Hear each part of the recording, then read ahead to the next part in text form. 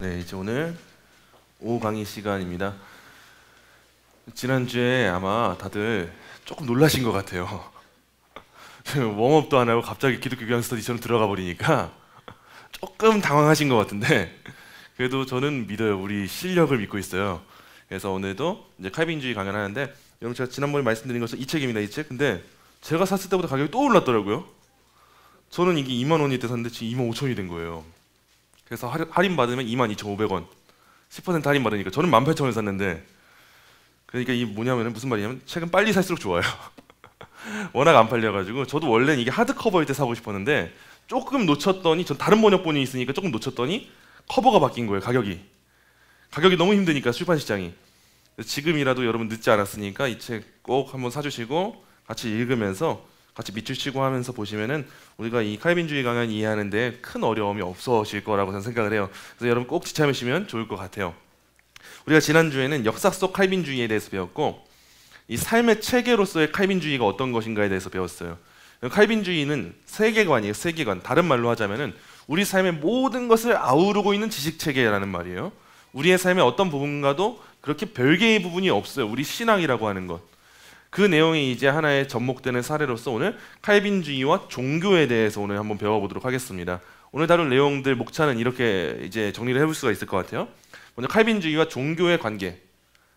이 종교의 관계를 볼 것이고, 그럼 종교에는 어떤 본질이 있는가? 네 가지 근본적인 질문에 대해서 우리가 살펴볼 거예요. 종교에는 어떤 특징이 있는가? 그리고 우리가 믿고 따르는 종교로서의 교회의 본질과 현현과 목적에 대해서, 그리고 마지막으로 종교와 도덕적인 삶, 우리 삶에 나타나는 열매는 어떤 것인가? 이 내용을 살펴보도록 할게요. 자, 먼저 칼빈주의와 종교의 관계예요. 카이퍼가 이런 말을 합니다. 제네바의 종교개혁자 칼빈을 말하는 거예요.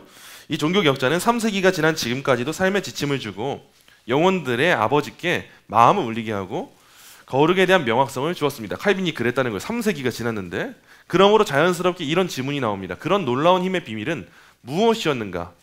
이 질문에 대하여 저는 첫째, 종교 자체에 대해서 사람들한테 그런 힘이 어디서 나오는가? 종교에서 나오는구나 이걸 볼 것이고, 그 다음에 교회 생활에 나타난 종교적 계시 형태에 대해서, 그리고 마지막으로 실제적 삶을 위한 종교적 열매에서 답을 찾고자 합니다. 해서 오늘 우리가 배울 내용이 이 세 가지에 나오는 거예요. 종교가 뭐지? 그리고 교회가 뭐지? 교회의 그 열매가 무엇이지? 오늘 이거에 대해서 우리 칼빈주의적인 안목을 가지고 살펴보도록 할게요. 먼저 첫 번째로 종교 그 자체는 원초적으로 상호 관련되는 네 가지 근본적인 질문에 달려 있어요. 이 네 가지 질문과 별개가 아니에요. 종교는. 첫 번째, 종교는 하나님을 위한 것인가 아니면 사람을 위한 것인가? 여기에서 우리의 답이 이제 갈리게 되는 거예요. 어떤 종교냐에 따라서. 둘째, 종교는 직접적으로 작용하는가 아니면 매개적으로 작용하는가? 중간에 어떤 중보자가 있는가 없는가?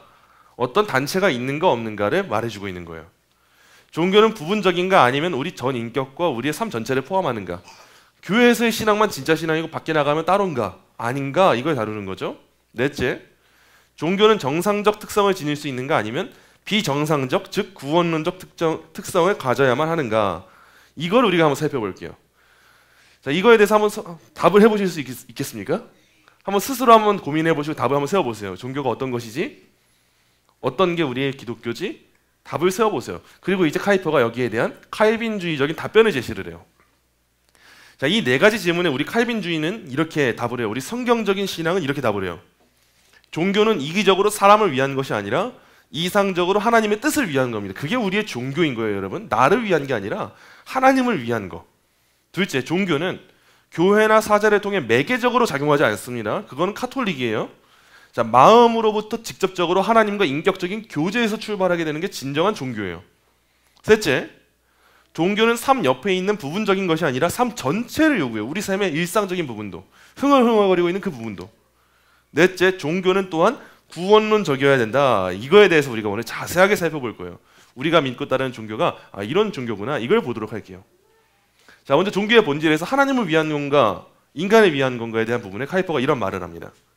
자, 모든 종교는 기근과 역병의 때에 번성하고 가난한 자들과 핍박받는 자들 가운데 번성하며 작고 힘없는 자들 가운데서 번창하지만 번영의 시기에는 시들해지고 평안 중에 있는 자들을 끌어들이지 못하고 개화된 사람들에 의해서 버림받습니다. 일반적인 이게 삶의 원리예요, 여러분.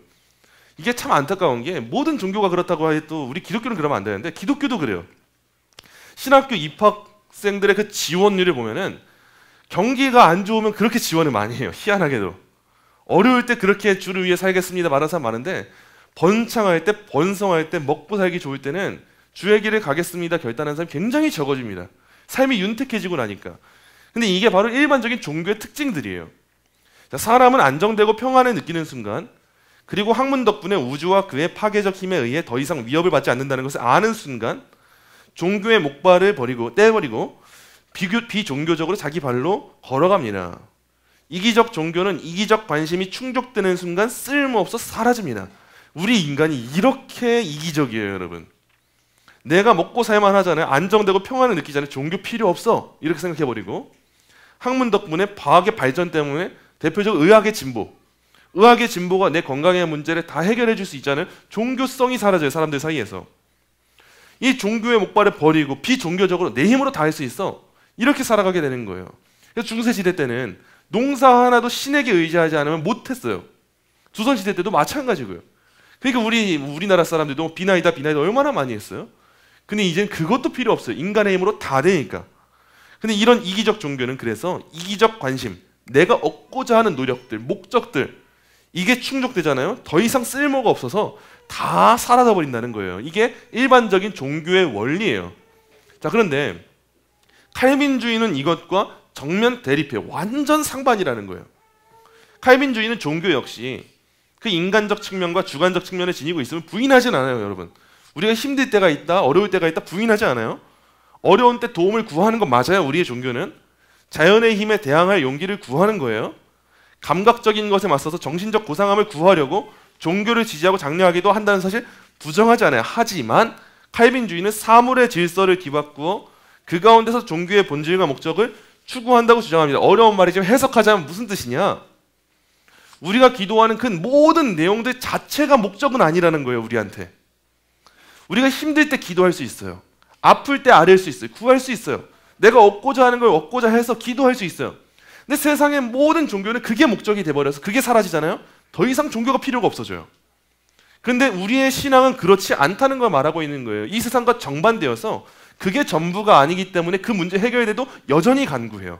그게 우리 신앙의 본질이다를 지금 카이퍼가 말해주고 있는 거예요. 그래서 자, 모든 종교는 사람을 위한 복도 제공하지만 인간을 위해 존재하는 것이 아니라 사실상 하나님을 위해 존재합니다. 여기서 말하는 모든 종교는 뭐냐?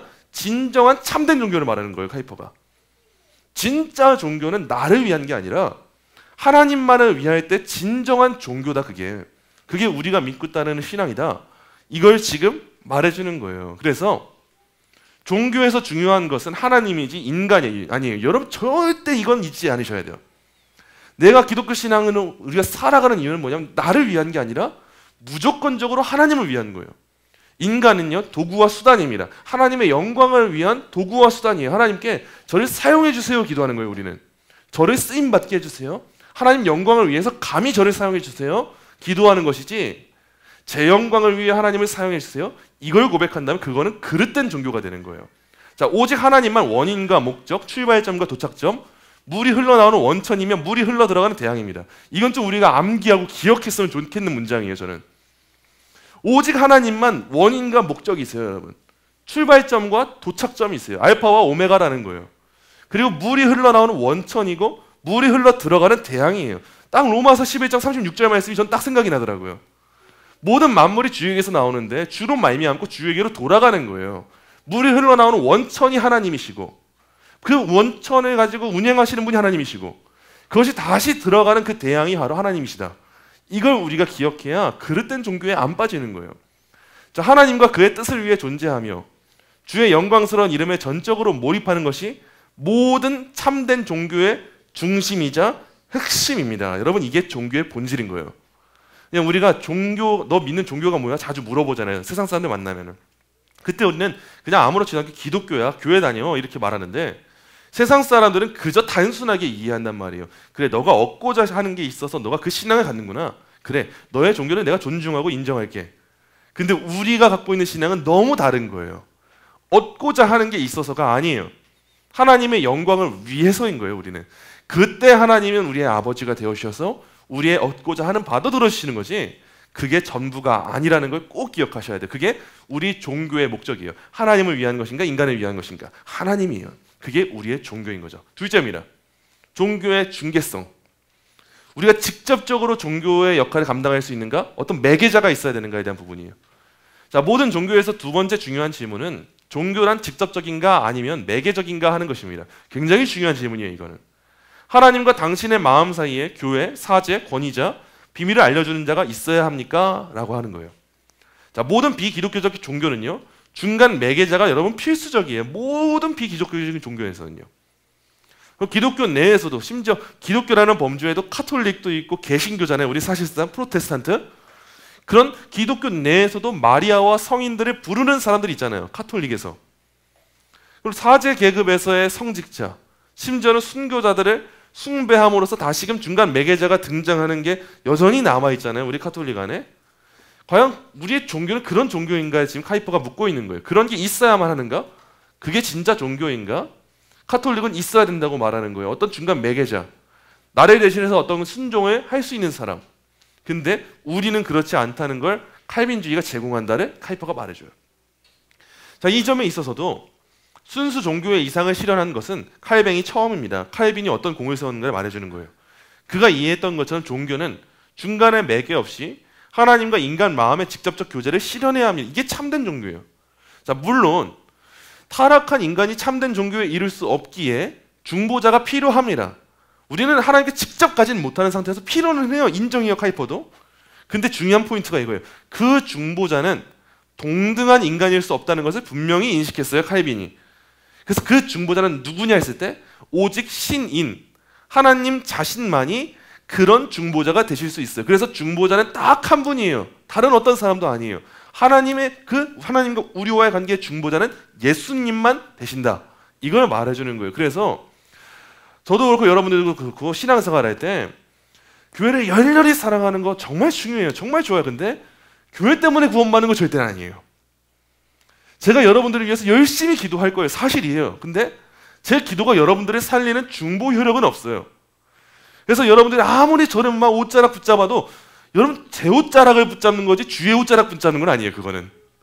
우리는 항상 주의 옷자락을 붙잡는 그 사람들인 거예요. 그 사람들이 모여서 교회를 사랑하고 교회의 유익을 받고 교회를 하나 되게 만드는 거죠. 근데 로마 카톨릭 같은 경우에는 이 교회의 그 중보자적인 효력이 있다라고 가르치는 거예요.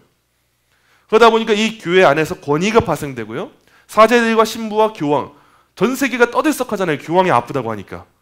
그 교황의 권위가 있어서 어느덧 성경의 권위를 잠식해버리는 일이 발생하게 되는 거예요. 자, 그렇게 되면 누구의 영광을 빼앗는 거냐? 예수님의 영광을 빼앗는 거예요. 진정한 중보자의 영광. 근데 우리는 절대 그런 신앙이 아니다.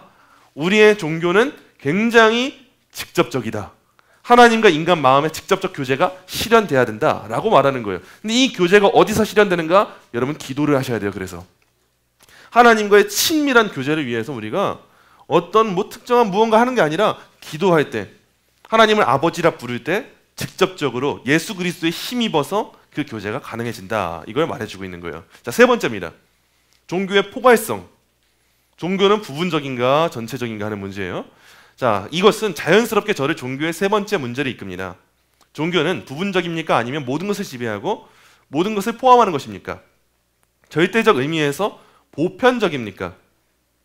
종교의 목적을 인간에게서 찾거나 종교적 중간 매개자를 도입한다면 종교는 부분적일 수밖에 없습니다. 종교의 이런 부분적 특성은 세 가지 관점에서 드러나는데 종교가 번성하게 될 종교적 기관, 그리고 영역, 그리고 개인들의 집단입니다. 여러분, 이 종교에서 중간 매개자가 있다면 종교가 변질될 수밖에 없어요. 부분적인 삶의 영역으로. 대표적으로 카톨릭을 보시면 알아요. 카톨릭은 언제나 교회 울타리 안에만 있어야 돼요. 세상 일 다 악해요. 그 안에서 신부들이 하는 것만 떠받들어야, 수녀원에서 일해야, 그래야 되는 거예요. 그렇다 보니까 삶의 다른 부분에 대해서 인정을 못하는 일이 펼쳐집니다. 지금 카이포가 지금 계속 그 얘기를 이제 해줄 거예요.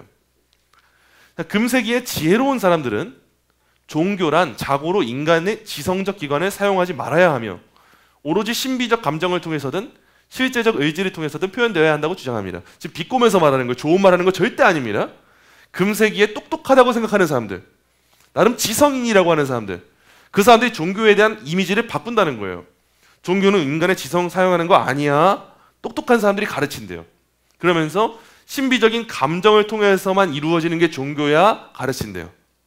그리고 실제적인 의지를 통해서 표현되어야지, 도덕적이어야지 그게 좋은 종교야. 이거를 똑똑한 사람들, 세상 사람들이 말해준대요. 그러다 보니까 어떻게 되냐, 지금 시대랑 똑같아요. 형이상학은 철학에서는 우리 흔히 뭐 존재론이라고도 볼 수가 있어요. 자, 이런 형이상학과 교의학은 우리의 조직신학적인 것들, 교리적인 부분들, 이런 형이상학과 교의학은 다 지식이잖아요, 여러분. 이런 것들은 점점 더 금지된 것으로 여겨집니다. 그러다 보니까 지식이 배제된 상황 가운데 감정에 강해서 자유로운 항해가 이루어져요. 지금 시대랑 진짜 똑같아요. 그리고 공리적 교의에 경향을 띠는 모든 것은 비종교적 불법으로 거부됩니다. 무언가 조금이라도 지식적인 게 있으면 다 거부되는 거예요. 불법인 시대가 되는 거예요. 교회 안에서도. 자, 근데 우리 예수님이 뭐라고 하셨는가를 보는 거예요. 단지 내 마음과 힘만 다하여가 아니라 또한 내 지성을 다하여 하나님을 사랑하라고 단호하게 말씀하신 분이 하나님이 예수님이신 거예요. 근데 이렇게 말씀하셨다 할지라도 사람들은 종교적 기관인 이 지성을 감히 사용하지 않으려고 하고 있어요. 저는 이게 정확하게 오늘날의 문제라고 생각을 해요. 교회 오는 사람 많은데 교회 와서 딴 거 하고 있고 말씀을 알려고 하지 않아요. 말씀 배우는 자리를 사모하지 않아요. 교회 안에서 지식적인 게 아니라 상장 모르겠어. 나 교회 쉬러 왔어. 나 교회 위로받으러 왔어. 위로받으러 왔는데 위로가 어디서 나오는가 했을 때 예수님을 알아야 위로를 받는 거예요. 예수님이 누군지도 모르는데 다 위로받고 있으면은 어떤 이상한 아저씨가 와서 나 예수님이야 말하면 따라가게 해요. 그 어린애들한테 가르치는 건 똑같아요. 이상한 사람 누가 와서 과자 준다고 따라가지 마. 이 말을 저는 이제 교회에서 해야 된다 생각하는 거예요. 이상한 사람 와가지고 교회 와서 과자 줄게 따라와 하는데 장로님들이 따라가는 거예요. 예수님에 대한 가르침에 대한 관심이 없으니까. 이걸 카이퍼가 이미 오래전부터 말했던 거예요. 똑똑하다는 사람들, 그 사람들이 자기들은 똑똑하잖아요. 자기들은 지혜 있으면서 교회는 지식을 가르치는 데가 아니야. 형이상학과 교의학 아니야. 감정에 강해서 마음껏 살게 해야 돼. 이걸 가르치고 있다. 이거는 좋은 게 아니다. 카이퍼가 말하고 있는 거예요.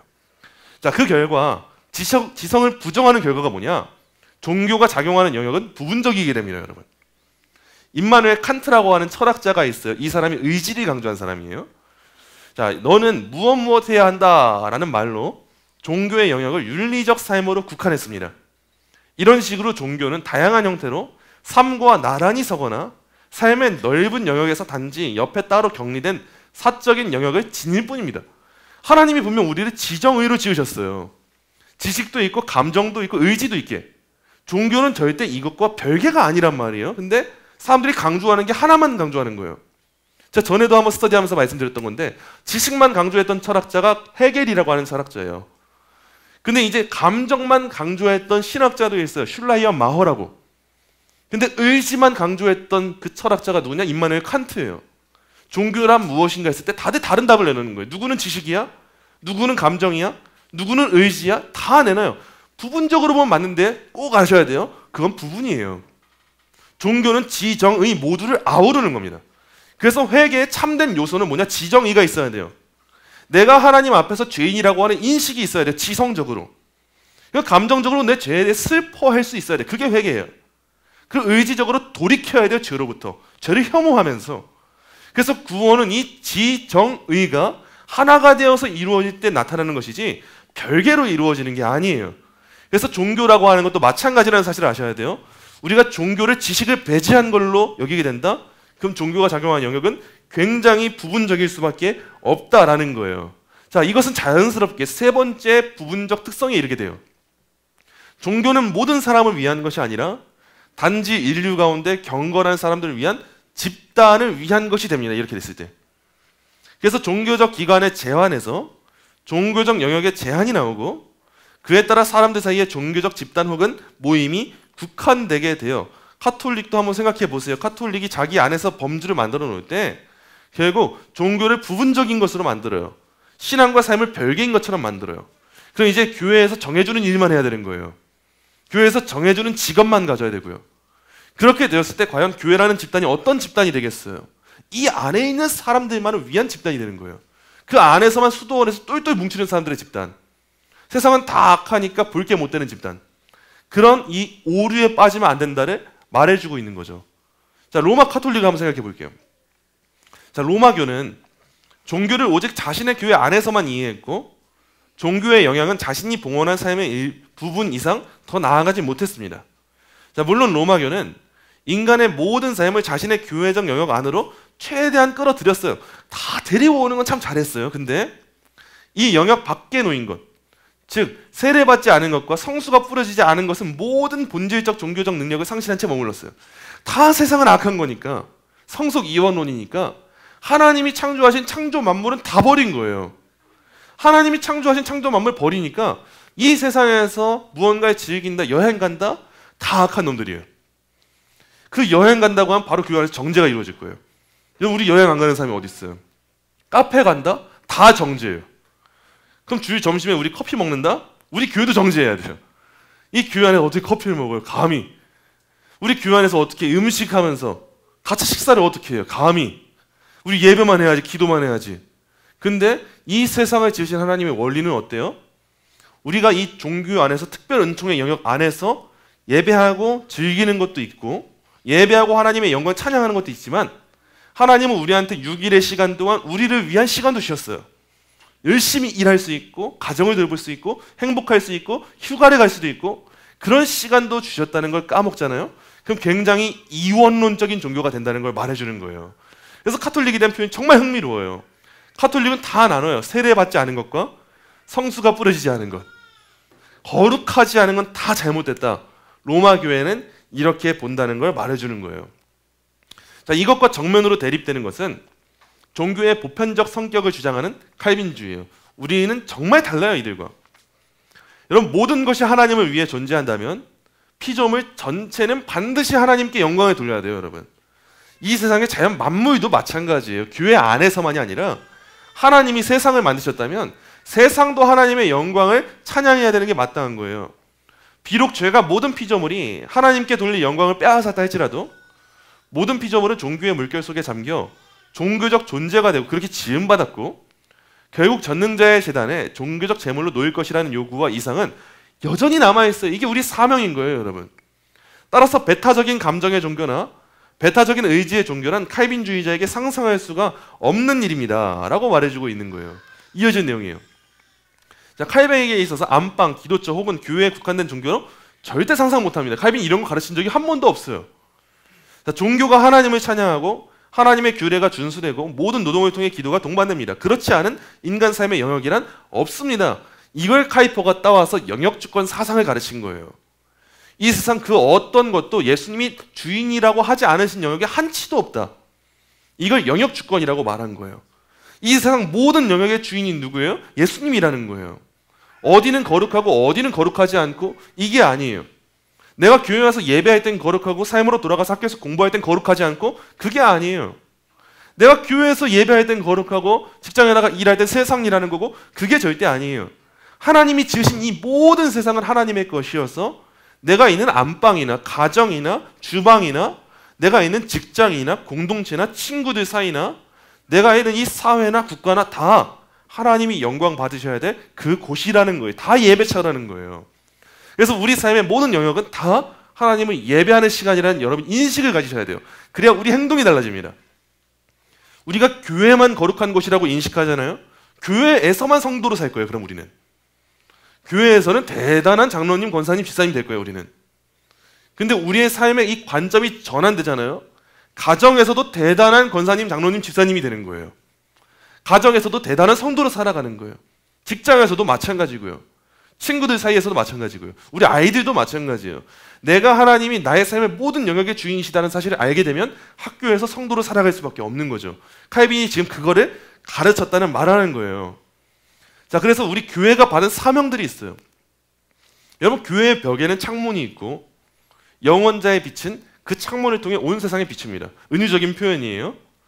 여기 산 위에 있는 한 도시가 있는데 이 도시는 모든 사람이 멀리서 볼 수 있습니다.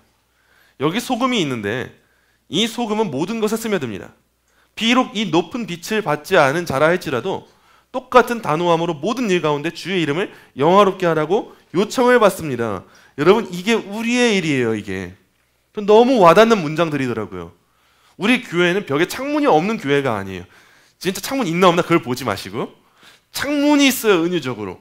근데 이 창문이 왜 있냐? 빛이 새어나가라고 있는 거예요. 우리 교회에도 영적인 창문이 있는데 그 창문을 통해서 영원자 하나님의 빛이 퍼져나가는 거예요. 세상 가운데. 그때 우리의 교회의 별명이 뭐가 되는 것이냐? 산 위에 있는 도시가 되는 거예요. 절대 감추지 못해요. 저는 너무 좋아하는 표현이 이 산 위에 있는 도시예요. 저는 항상 카톡 상태 메시지에 시티 온 더 힐이라고 써놔요. 산 위에 있는 도시. 교회는 그런 곳이거든요, 여러분. 산 위에 있으면 어때요? 다 어디서나 다 보여요. 우리 유명한 관광지들 보잖아요. 무슨 타워가 있고 뭐가 하잖아요. 그러면은 건축을 할 때 그 도시의 건축에 그 건물 도시 높이에 제한을 둡니다. 왜냐하면 그 명소를 어디서든 다 볼 수 있게 해야 되거든요. 주로 불교 국가에서 이런 걸 참 많이 해요. 불교 국가에서 어떤 사원이 있으면 그 사원을 어디서든 볼 수 있게 하려고. 이슬람 국가에서도 이슬람의 그 사원 모스크를 어디서든 볼 수 있게 하려고 건축의 그 높이를 제한을 둬요. 여러분 이 세상도 그런 높이가 제한이 되어 있는 거예요. 영적으로. 이 세상에도 산 위에 있는 그 도시가 감히 드러나 보일 수 있도록 그 빛이 어디든 퍼져나갈 수 있도록 하나님은 항상 교회를 산 위에 도시에 놓으시는 거예요. 그때 우리한테는 교회 벽에 있는 창문에서 빛이 새어나가야 돼요. 그 영원자의 그 빛. 그리고 우리가 소금 된 것도 마찬가지예요. 우리에게 소금이 있어요. 우리가 소금이에요. 이 땅에 소금이 있는데 이 소금이 왜 있냐? 모든 것에 스며들라고 있는 거예요. 그래서 우리 교회를 통해서는 결국 사람들이 그가 하나님을 고백하든 고백하지 않든 간에 아 저게 종교구나. 저게 진리를 아는 사람들의 삶이구나. 이거를 알게 하도록 모든 일 가운데 주의 이름을 영화롭게 하라고 우리는 요청을 받은 거예요. 그게 우리의 종교인 거예요. 자, 모든 부분적 종교는요. 삶의 이원론의 세기를 박아요. 성속 이원론. 이게 거룩한 거, 거룩하지 않은 거. 해도 되는 거, 하면 안 되는 거. 라마단 기간에 해도 되는 거, 하면 안 되는 거. 다 세기를 박아요. 근데 우리 칼빈주의자는요. 긍정적인 의미에서 일원론자로 살아가요, 여러분. 우린 자나깨나 하나의 원인이에요.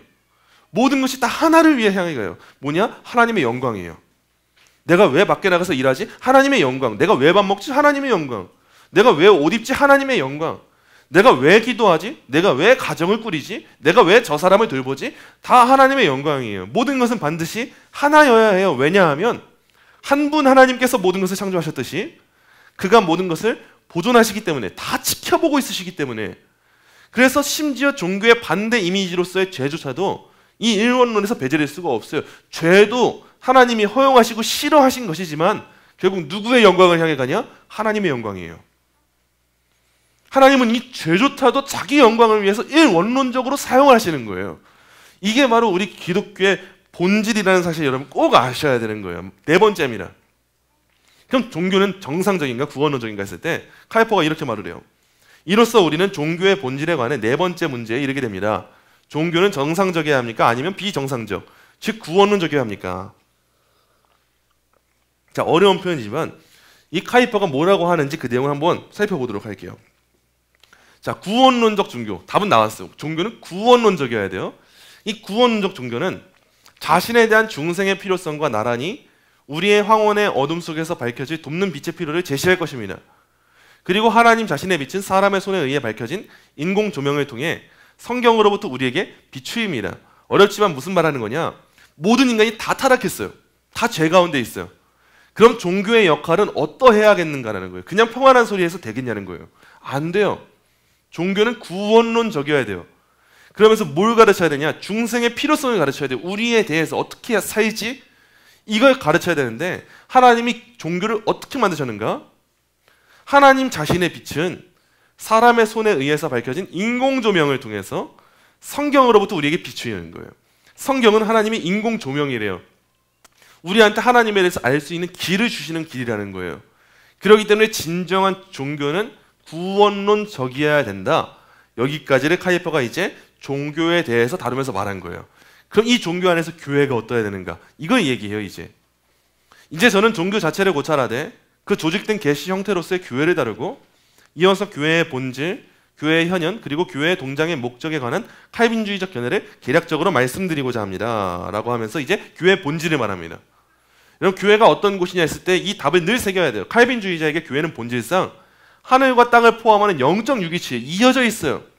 영적이에요. 이거는 하늘과 땅이 다 연결되어 있어요. 근데 그 생명력 있는 활동의 중심과 출발점은 어디 있냐 했을 때 땅이 아니라 하늘에 있어요. 그래서 교회는 땅의 원리로 움직이는 게 아니라 하늘의 원리로 움직이는 거예요.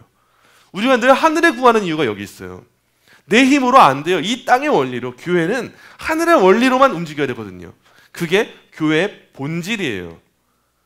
이 교회가 어떻게 나타나는가? 자, 이제는 이 땅에서의 교회의 현현 형식을 다룰 차례입니다. 교회는 이제 우리에게 신자들의 모임, 그리스도의 규례에 순종하여 교회적으로 연합하여 살아가는 신앙 고백자들의 공동체를 보여줍니다. 이게 교회예요, 여러분. 신앙 고백자들의 공동체. 이것이 땅 위에 있는 교회입니다. 건물도 제도적 기구도 영적 신분도 아니에요. 칼뱅에게 교회는 신앙을 고백하는 사람들 자신입니다. 여러분, 교회에 대한 인식을 정확하게 새기셔야 돼요. 교회는 신앙 고백으로 뭉친 사람들이에요. 절대 다른 걸로 뭉친 적이 없어요. 남자여서 뭉치고 여자여서 뭉친 게 아니에요. 그러니까 교회 안에서는 남자냐 여자냐로 싸우면 안 돼요. 교회는 재산 수준으로 뭉친 공동체가 아니에요. 그래서 재산의 높고 낮음으로 싸우면 안 돼요. 교회는 세상의 신분으로 뭉친 공동체도 아니에요. 그래서 그걸로 싸우면 제일 어리석은 일들인 거예요. 마찬가지로 교회 안에서 이루어지는 다양한 문제들이 있어요. 때때로 내 눈에 마음에 안 드는 성도들이 있을 수 있어요. 교회는 어쩔 수가 없어요. 종교는 구원론적이다. 이게 뭐냐? 다 죄인이란 소리예요. 다 죄인이고 다 마음에 부패함을 갖고 있다는 거예요. 사람은. 종교에 모인 사람 중에 부패하지 않은 사람 단 한 사람도 없는데 어떻게 거기서 선한 게 나와요? 선한 게 나오는 건 하나님이 하시는 일이지 자연스러운 건 부패한 게 나오는 거예요. 그래서 교회 안에서 우리가 서로가 서로를 보면서 실망하고 낙심할 필요가 없어요. 애초에 그런 게 우리거든요. 근데 다만 우리가 기억해야 될 게 뭐냐? 애초에 그런 사람들이 모인 이유가 뭐냐는 거예요. 우리는 한 가지 목적을 가지고 모인 거예요. 신앙 고백. 그렇기 때문에 신앙 고백이 다르지 않은 한 우리는 싸울 이유가 없어요. 실망할 이유도 없는 거고요. 그리고 때때로 실망할 부분들이 보인다? 우리는 눈을 바로 신앙 고백을 향하게 해야 돼요. 저 사람이 내가 믿고 있는 삼위일체 하나님을 제대로 믿고 있는가? 똑같이 사도신경을 고백하고 있는가? 그거 안에서 우리가 통일이 이루어지잖아요. 그럼 그때부터는 나의 시선을 바꿔야 돼요. 그래, 나는 이제 어떤 걸 해야 될까? 어떻게 기도해야 될까? 어떻게 저 사람을 보완해 줘야 될까? 그런 관점으로 갈 수 있는 공동체가 바로 이 신앙 고백자들의 공동체다를 말해주는 거예요. 이런 교회는 목적이 있어요. 세 번째로 이 땅 위에 교회가 등장한 목적에 주목하기로 합시다. 자, 교회는 왜 존재하냐? 종교랑 일치해요. 하나님을 위해서 존재해요. 이 목적을 위해서는 중생 다음에 반드시 회심이 뒤따라야 하며 교회는 말씀 선포를 통해 이 회심이 이르게 하는, 이제 좀 구원론적인 얘기를 해요. 중생은 거듭난 건데 거듭난 거에서 그치면 안 된대요. 하나님의 영광을 위하면 뭐가 필요하냐? 회심이 필요하대요. 회개하고 돌이키고 믿는 게 필요하대요. 왜냐? 하나님의 영광을 위해야 되니까 행동을 이제 해야 되거든요. 그냥 죽은 나사로가 살아나도 끝이 아니에요. 하나님 영광 위해 살아야지. 그냥 살아나기만 했잖아요. 숨만 쉬잖아요. 그건 쓸모가 없어요. 하나님이 살리시는 이유가 있어요. 살리셨다는 건 일하라고 살리신 거예요. 가만히 있으라고 살리신 게 아니고. 하나님이 우리를 구원하신 목적이 있어요. 그냥 내 구원의 은혜, 기쁨 누리면서 맨날 춤추고만 있어요. 그냥. 여러분, 절대 그러라고 구원시키신 게 아니에요. 교회 안에서 맨날 감동만 받고 위로만 받아요. 백날 천날 위로만 받고 감동만 받으면 안 돼요. 여러분, 감동받고 위로 충분히 받아야 돼요. 근데 받으라고 하신 이유가 있는 거예요. 왜 받게 하시냐? 사명 감당하라고요. 왜 바울이 눈물 콧물 다 빼면서 다메섹 도상에서 예수님을 만나요? 사명대로 살아가라고요. 왜 베드로가 그렇게 예수님 부인하는데도 그대로 만나가 주세요? 사명대로 살라고요. 그래서 교회는 힘이 있어야 돼요. 여러분, 제발 우리가 그 자리 그대로 있는 게 아니에요. 제자리 걸음하는 게 아니라 맨날 주저앉았다 일어났다 앉았다 일어났다 반복만 하면 뭐예요? 앞을 못 가는데. 그게 아니라 우리는 더 큰 목적을 가져야 돼요. 왜 날 이렇게 세우셨지? 왜 날 불러주셨지? 아, 사명이 있구나. 내가 부름받은 자리가 있구나. 그 자리 지키라고 하시는 거구나. 그걸 알아야 된다는 말을 이 신학적 용어로 하는 거예요. 그래서 여러분의 회심과 선한 행위로 나타나는 성화는 결국 성화 말하고 싶은 거예요. 카이퍼는 지금 예수께서 요구하시는 오직 고상한 성품을 드러내는 것인데, 이것은 주로 여러분 자신의 천국에 대한 보장이 아니라 여러분의 하나님의 영광을 드러내는 데 있습니다.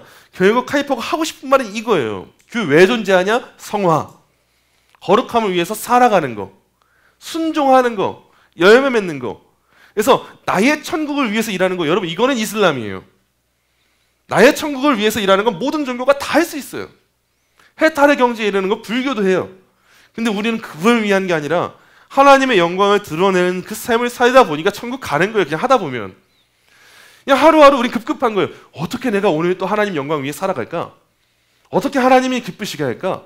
살다 보면 정신도 없이 살아가다가 그냥 하나님 나라 가는 거예요, 한순간. 그 날을 우리는 기쁨이라고 말하는 거예요. 참 불행한 인생이다가 아니라 행복한 인생이다. 진짜 너야말로 행복자다. 이런 고백 우리가 할 수 있게 되는 거예요. 카이퍼가 이렇게 말을 해요. 종교와 교회는 언제나 하나님을 위한 것이며 사람을 위한 것이 아닙니다. 교회의 기여는 하나님께 있으며 그 현현의 모습은 하나님께로부터 받았으며 그 목적은 처음부터 끝까지 하나님께 영광을 돌리는 것입니다. 여러분 꼭 기억하세요. 종교와 교회는 하나님을 위한 거예요. 사람을 위한 게 아니에요. 근데 역설적이게도 놀라운 신비가 있어요. 하나님을 가장 위하는 그 자리에 가장 나를 위하는 게 오게 될 거예요. 그게 기독교 신앙의 신비예요. 나를 위해 걸어가는 모든 사람은 하나님께 도달하지 못해요. 근데 하나님을 위해 가는 사람이야말로 가장 나를 위한 걸 할 수가 있어요. 그게 우리의 존재의 목적이고 이유니까. 하나님을 예배하기 위해 지음받았을 때 뭘 위해 살아가야 가장 복된 거예요? 하나님을 예배하는 거. 책은 읽혀지라고 지음받았는데 백날 첫날 이 책으로 학교 가서 학생들이 판치기 하고 있다 생각해 보세요. 동서 올려놓고 도박하고 있다 생각해 보세요. 책은 절대 목적에 부합하지 못해요.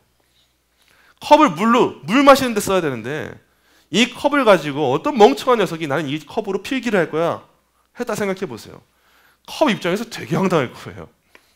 그거만큼 내 존재 목적을 이해하지 못하는 사람이 없거든요. 우리 인간도 마찬가지예요. 하나님 영광 위에 살라고 지으셨어요. 그러면 하나님 영광을 위해 살 때 우리가 가장 가치 있어지는 거예요. 다른 것을 위해 살 때 가치가 있는 게 아니라 하나님을 위할 때 가치가 있는 거예요. 여러분의 가치를 발견하고 싶으시다면 여러분 꼭 하나님을 위한 종교를 가지셔야 되는 거예요. 그때 우리한테 진정한 가치가 나온다. 이걸 말해주는 거예요. 이제 정리해 보도록 할게요. 이런 종교와 도덕적 삶에서 우리는 우리의 윤리관을 배우게 돼요. 카이퍼가 이렇게 말을 합니다. 모든 일과 인생의 모든 선택에서 언제나 자신과 함께 하시고 돌보시는 하나님께 대한 깊은 경외심으로 다스림을 받는 구원받은 자에게서 참된 칼빈주의자의 모습이 드러납니다. 우리 교회는 이 칼빈주의, 개혁주의라는 말이 너무 익숙하기 때문에 잘못하잖아요. 칼빈주의에 대한 지식적 이해만 갖게 될 수도 있어요. 꼭 조심해야 돼요. 칼빈주의는. 이건 저도 마찬가지고요. 저조차도 이 지식적인 늪에서 헤어나오는 게 너무 힘들어요. 지식적인 걸 계속 연구하다 보면은 사탄은 또 교묘하게 그 지식을 가지고 우리한테 침투를 해요. 참 가만 안 놔둬요. 그래서 칼빈주의는 이런 거지. 칼빈주의는 이래야만 해. 이게 진짜 신학의 진짜 말씀이야. 이것만 가지고 살아가게 만드는데 진짜 칼빈주의는 이런 사람들이에요. 모든 일과 인생의 모든 선택에서 언제나 자신과 함께 하시고 돌보시는 하나님께 대한 깊은 경외심으로 다스림을 받는 구원받은 자. 그럼 이 사람이 칼빈주의자예요. 바로 전 한 사람 생각나더라고요. 요셉이 칼빈주의자예요. 요셉은 상황과 환경에 국한돼서 내가 믿을지 따를지 어떻게 할지 고민하지 않았어요. 모든 일 앞에서 인생의 모든 선택 앞에서 언제나 자신과 함께 하시는 하나님을 본 게 요셉이잖아요. 그게 코람데오 정신이잖아요. 하나님 앞에서 살아가는 거. 내가 하나님 앞에서 죄 지을 수 있을까? 하나님에 대한 경외심을 갖고 있었던 사람이 요셉이었고 그 가운데 다스림을 받았기 때문에 죄를 택하지 않았던 게 요셉이에요. 그런 사람이 칼빈주의자인 거예요. 말로만 개혁주의는 어떻고 칼빈주의는 어떻고 파이브 솔라는 어떻고 오직 성경의 칼빈이 바빙크가 카이퍼가 백날 첫날 해도 자기 삶의 자리에서 하나님 영광을 위해 이렇게 살지 못한다면 그 사람 절대 칼빈주의자가 될 수가 없다는 거예요. 카이퍼는 그런 말을 해주고 있어요. 마지막 페이지예요. 그래서 칼빈주의는요. 세상이 윤리적 철학이 아닌 오직 부드러운 양심의 회복을 통해서만 구원받을 수 있다는 것을 깨달았습니다. 세상의예요. 세상의. 세상은 항상 우리 윤리로 무언가를 다 극복해 보려고 해요. 인간의 힘으로, 다른 말로 쉽게는 내가 이렇게 하면 뭔가 얻어낼 수 있겠지? 내가 이런 순종하면 이렇게 되겠지? 세상의 윤리적 철학은 그걸 가르쳐요. 근데 칼빈주의는 절대 그렇지 않다고 가르칩니다. 부드러운 양심의 회복을 통해서만 구원받아요. 우리 양심이 다시 한번 성령님께 집중하게 될 때에만 구원받을 수 있게 돼요. 그걸 깨달아요, 우리는. 그러므로 칼빈주의는 추론하지 않고 영혼을 붙잡아 전능자의 얼굴 앞에 대면하게 해요. 추론하지 않는다는 말이 무슨 뜻이냐? 인간의 이성과 지혜로 종교를 발견하려고 하지 않아요. 계시된 말씀 앞에서 하나님을 찾는 게 칼빈주의예요. 하나님 말씀 앞에 영혼을 붙잡게 하시고 그 전능자의 얼굴 앞에 대면하도록 나를 세웁니다. 칼빈주의자들은. 그래서 마음은 다시 그분의 거룩한 위엄 앞에 떨게 돼요. 아니, 내가 하나님 앞에서 어떻게 이렇게 큰 죄를 지었지? 내가 어떻게 이렇게 죄인이지? 내가 이렇게 살아도 되나? 그게 떨고 그 위엄 가운데 그분의 영광스러운 사랑을 발견하는 게 칼빈주의자들이에요. 두려워 떨어요. 떨고 끝나면 율법주의자가 돼요. 근데 사랑만 발견해요. 사랑만 발견하면 반율법주의자가 돼요. 우린 두 가지가 다 있어야 돼요. 두려워 떨면서 하나님이 얼마나 크신 분인가를 먼저 알고, 또한 하나님의 인격적인 사랑과 자비를 배워서 은혜에 감동하여서, 그래, 내가 하나님 앞에 이렇게 살면 안 되지, 내가 더욱더 하나님의 영광을 위해서 살아가야지, 이런 마음을 배우는 사람들을 오늘 카이퍼는 칼빈주의자다라고 말하고 있는 거예요. 여러분 꼭 기억하시기 바랍니다. 여러분 꼭 머리로만 가득 찬 칼빈주의자가 아니라 하나님 앞에 온전히 나를 세우고 그 앞에서 경외심을 가지고 그 사랑에 충족되어서 하나님의 영광을 위해 살아가는 그 칼빈주의자, 그 사람이야말로 진정한 종교인이라고 할 수 있고 우리말로는 크리스천이라고 할 수 있는 거예요.